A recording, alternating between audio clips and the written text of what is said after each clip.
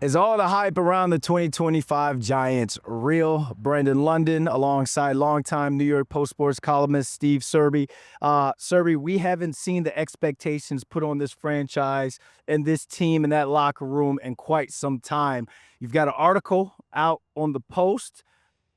A lot of people are saying it. The buzz is on social media. Is this a playoff team? I'll ask you, sir. Well, let me put it this way. I'm not chugging the Kool-Aid, Brandon, but I'm starting to sip it a little bit. Okay.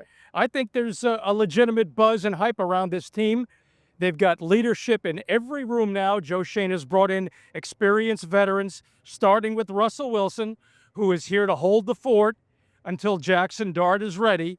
Russell Wilson, all he has to do is manage the game, because that defense will have his back. That defense will get him better field position. That defense will enable him to just manage the game, and he should be able to score more than 16.1 points per game. Remember last year, Joe Schoen was telling us that basically the quarterback, Daniel Jones, and all the other guys were holding the team back. Well, now Russell Wilson gets to prove whether Joe Schoen is right or not. To a large degree, Daniel Jones was holding the team back.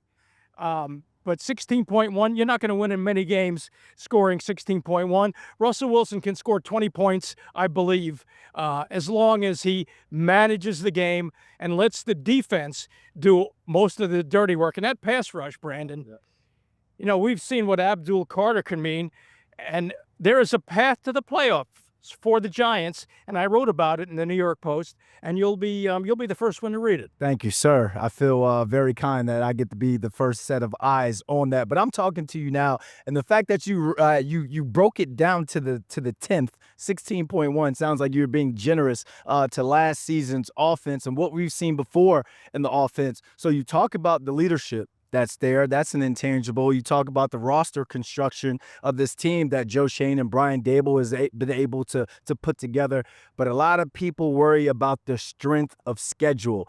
Are they still a playoff team looking at the strength of schedule on paper? Now, wait, I'm not saying they're a playoff team. I'm saying there is a path for them to reach the wild card. In the NFL, we've seen surprise teams every year. I mean, nobody thought the Commanders would go to the NFC Championship game a year ago. Of course, they have Jaden Daniels. The Giants do not. But the Giants were 0-6 in the division last year. They were 1-8 at home. They were 1-8 in one-score games.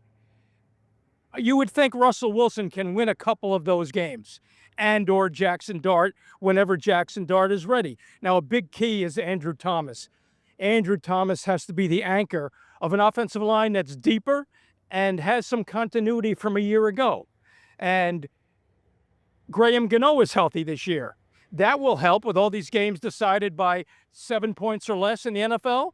A healthy Graham Gano can make a difference. So add it all up.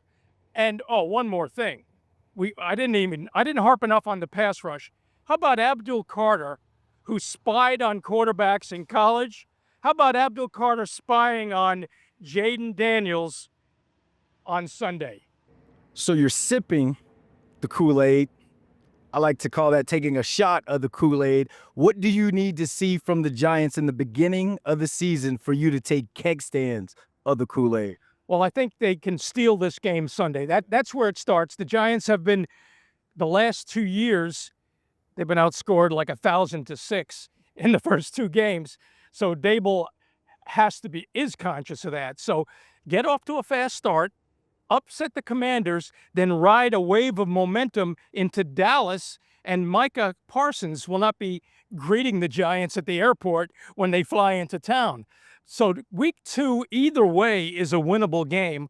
So if they steal the opener, imagine that, and then go in and beat the Cowboys and embarrass Jerry Jones, 2-0 when they come home for the home opener. Hey, it's not impossible.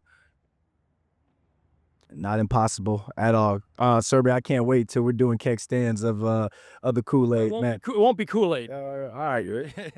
On my keg stand. It won't be Kool-Aid on my keg stand. I love the way you think, Serby. For more of Steve Serby's columns and more from our Giants beat writers, make sure you guys check out the Post website.